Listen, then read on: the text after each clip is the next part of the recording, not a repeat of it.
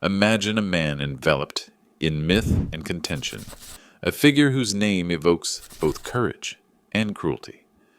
General George Armstrong Custer, the celebrated cavalry leader, is firmly embedded in the chronicles of American history. Yet how much do we truly know about him?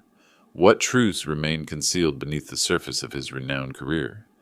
From the battlefields of the Civil War to the catastrophic encounter at Little Bighorn, Custer's legacy is wrapped in intrigue, waiting to be explored. Join us in this episode as we probe the hidden chapters of General Custer's life, shedding light on secrets that history has long obscured. Prepare to challenge your preconceptions and uncover the complexities of a man whose impact on Native American history continues to echo today. So, settle in, relax, and let's embark on this gripping journey together. As you enjoy this video, please take a moment to hit the like button and subscribe to our channel to support our growing community. At the United States Military Academy at West Point, Custer amassed a record of disciplinary infractions unmatched in its era. Though he graduated at the bottom of his class, his intellectual prowess was never in question. Whenever he faced serious obstacles, he'd dig in and claw his way back to stability. His life was a turbulent blend of disorder and discipline. A fresh West Point graduate when the Civil War broke out, Custer's battlefield exploits quickly demonstrated his readiness for leadership. He understood that his life was his greatest asset, and he seized every opportunity to climb the ranks during the war. He thrust himself into the heart of danger to distinguish himself, leading his troops from the front lines. With horses shot out from under him and dressed in striking attire, Custer was a glaring target for any sharpshooter on the battlefield. His flamboyant appearance mirrored his audacious actions. Custer never hesitated to lead by example, immersing himself in every aspect of America's bloodiest conflict, yet emerging with barely a scratch. He attributed his survival to his unwavering belief in fortune, earning commendations for bravery from his very first engagement at the Battle of Bull Run. His series of bold cavalry maneuvers made him a darling of the national press, with the New York Herald proclaiming him a hero worthy of epic sagas. The men of his Michigan Brigade, many twice his age, held Custer in high regard, following him into the war's most ferocious battles, proudly wearing the vivid red scarves he favored. In the fiery crucible of the Civil War, Custer's daring and spirited leadership was exactly what his soldiers needed to press forward. On the battlefield, appearances were paramount, and Custer mastered this art. He played the role of a fearless commander, exuding confidence and swagger as he led charges with his saber gleaming. This vivid image of Custer at the forefront landed him on the cover of Harper's Weekly, becoming synonymous with his name. After his pivotal role in the Battle of Gettysburg, Custer emerged as one of the war's most celebrated officers, earning the moniker the Boy General. He remained in the thick of combat until the war's final day, accepting the flag of surrender when General Robert E. Lee capitulated at Appomattox on April 9, 1865.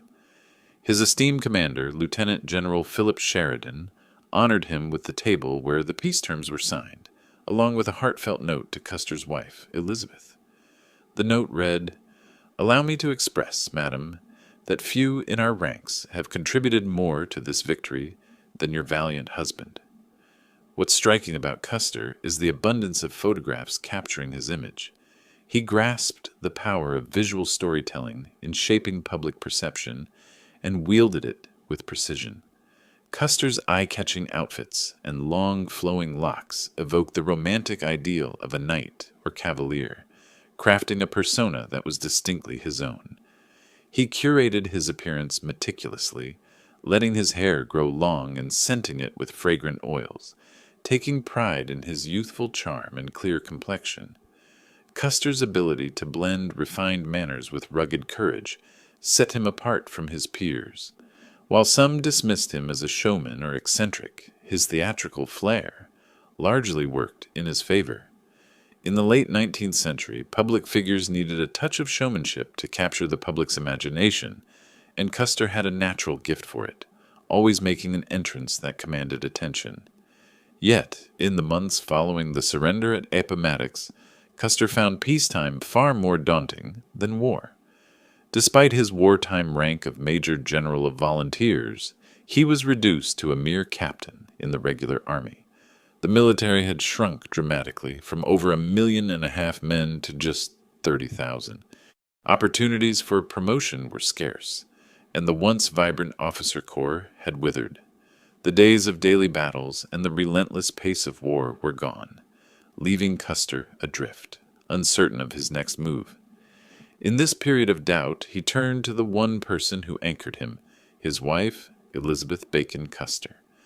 "My darling, we must face life or death together. Even the humblest existence together is better than grandeur apart," she wrote, her words a beacon through the post-war fog. "My heart is hers entirely," Custer declared. "If fate calls me to my end, my final breath will carry her name, and heaven won't be complete until we're reunited." Their love story began in the small town of Monroe, Michigan, where Custer arrived at 14 to live with his half-sister and attend Stebbins Academy. By the fall of 1862, he returned as a dashing 23-year-old captain on General George McClellan's staff, one of Monroe's most eligible bachelors. 3 years his junior, Elizabeth, the radiant daughter of Judge Daniel Bacon, was among the most sought-after young women at the Young Ladies' Seminary. Initially unimpressed by Custer, she was won over by his relentless devotion. Despite her father's disapproval, she was captivated by the fact that she was the center of his world. Elizabeth was not only beautiful but sharp and spirited, qualities that drew Custer to her. Their bond was passionate, idealized by both. "He's my everything," she wrote. "His words linger in my heart. His touch stays with me." "I lose myself in thoughts of him," she confessed. "If loving this deeply is madness, I'm ready for the asylum." Together they embodied the image of a gallant knight and his devoted lady, living a life of adventure and excitement that Elizabeth craved. Custer's meteoric rise through the ranks swept aside Judge Bacon's reservations, and the couple exchanged vows on February 9, 1864. After a brief honeymoon, Custer was summoned back to duty, and Elizabeth insisted on joining him at the front, defying the norms of army wives. Whether in a tent or a home near the fighting, she remained his steadfast companion. Elizabeth was a charismatic figure in her own right, her strength complementing Custer's. Their lives were a shared mission, with Elizabeth seeing in Custer a path to greatness she wanted to help forge. Separated by the chaos of war, they found solace in their constant letters, often stretching to 20 pages or more. He called her "my blossom" or "my guiding star," while she referred to him as Audie, a childhood nickname, or simply "dearest." From the outset, their lives were inseparable. "When I think of my recent successes and the praise for my courage, I know she'll hear of it and take pride in her husband," Custer wrote. "My love for her is the core of my existence." Their partnership was one of equals. "I won't lose my sense of self, but as a wife, I'll be part of him, a life within his," Elizabeth expressed. "I don't admire a submissive wife, but I look to my husband for wisdom and experience to guide me in all things." She worked tirelessly to advance his career, believing he was destined to shape history. In the fall of 1866, Custer received an offer to join the 7th Cavalry, marking a new chapter in his career. But did General Custer also carry a reputation as a charmer beyond his military achievements? His personal life, like his battlefield exploits, was marked by flair and complexity. Custer's ability to navigate the public eye extended beyond the battlefield.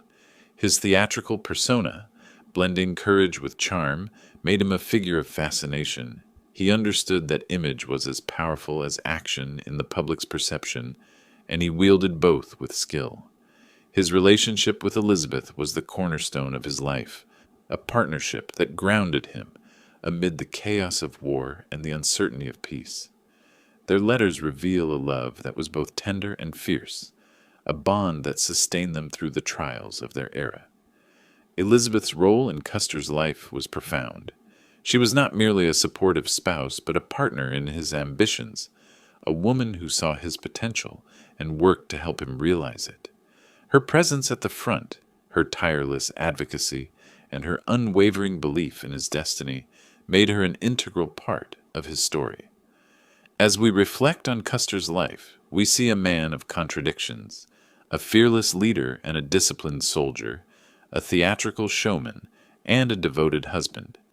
His story is not just one of battles and accolades, but of personal triumphs and struggles, of a love that endured through the tumult of war and the challenges of peace. What makes Custer's legacy so enduring is not just his actions, but the way he shaped his image and the way others perceived him. He was a master of self-presentation, a man who understood the power of a well-crafted persona in an era when public figures were larger than life.